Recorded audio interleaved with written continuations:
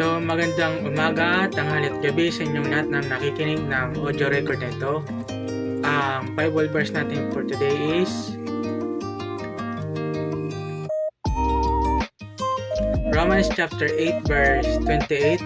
Ang sabi dito, at alam nating ang Diyos ay gumagawa ng lahat ng bagay para sa ikabubuti ng mga nagmamahal sa Kanya, sa kanilang mga tinawag ayon sa Kanyang layunin.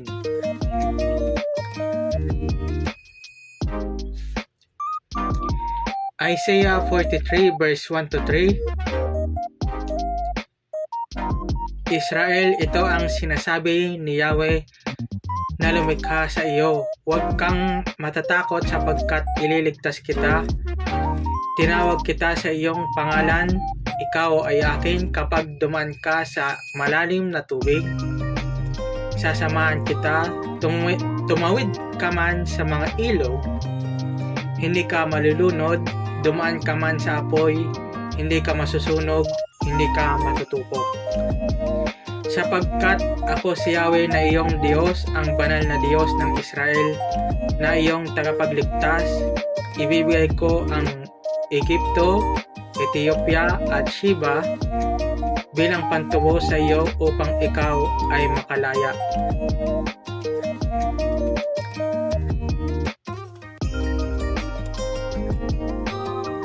Ephesians chapter 3 verse 12 to 13.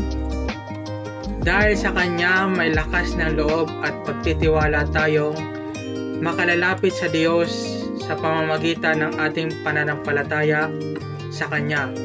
Kaya't huwag sana kayong manlupaypay dahil sa mga pagdurusa ko alang-alang sa inyo. Ito'y para sa inyong kaluwalhatian.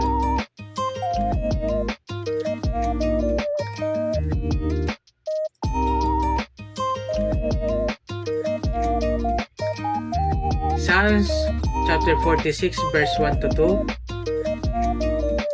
Ang Diyos ang ating lakas at kanlungan at handang saklolo kung may kaguluhan. Di dapat matakot, mundo'y mayanigman, kahit nasa dagat ang bundok matangay.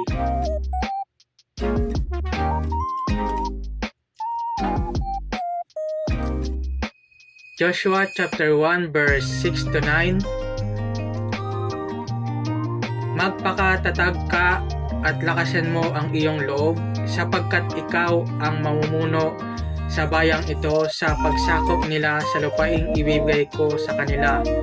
Ayon sa aking pangako sa inyong mga ninuno, basta't magpakatatag ka at lakasan mo ang iyong loob. Sundin mong mabuti ang buong kautosang ibinigay sa inyo ni Moises. Huwag kang susuway sa anumang nakasa doon at magtatagumpay ka saan ka man magpunta. Huwag mong kailigtaang basahin ang aklat ng kautusan. Pagbulay-bulayan mo yon araw at gabi upang matupad mo ang lahat ng nakasa doon. Sa ganoon magiging masagana at matagumpay ang iyong pamumuhay. Tandaan mo ang bilin ko, magpakatatag ka at lakasan mo ang iyong loob. Huwag kang matatakot o mawawalan ng pag-asa, sapagkat akong si Yahweh na iyong Diyos ay kasama mo saan ka man magpunta.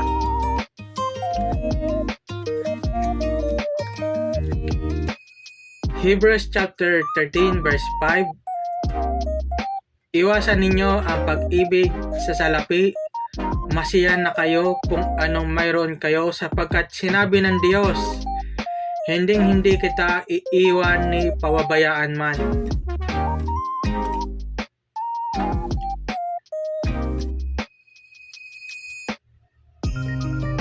Psalms 33 verse 18.